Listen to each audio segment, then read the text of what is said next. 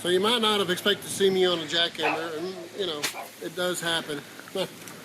We had a water leak, and we're trying to find it. We're going to dig a new water line either way. Well, not either way, but if we can't find it, we're going to dig a new water line. And we run into a little bit of concrete here for what used to be a single wide mobile home, probably a small single wide, so 70s. And they put concrete here for whatever reason, and we're having to take it up with an electric jackhammer. Guess what? Your average repairman probably won't have one. You have to go rent it.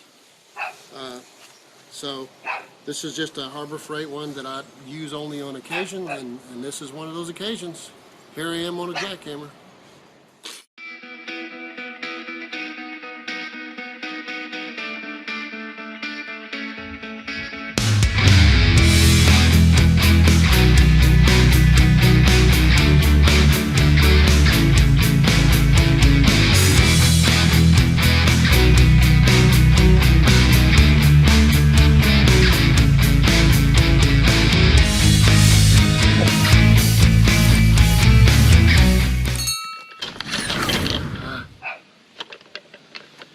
As you can tell, you don't want to let it get too deep because it might be hard to get out.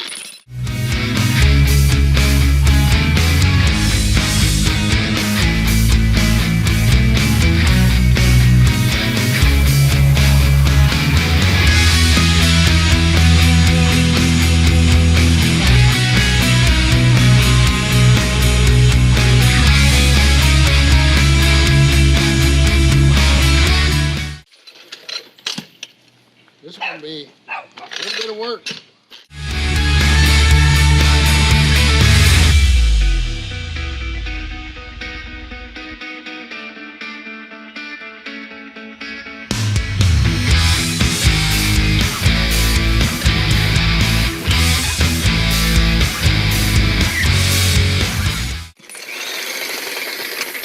We'll be back whenever he gets it all out.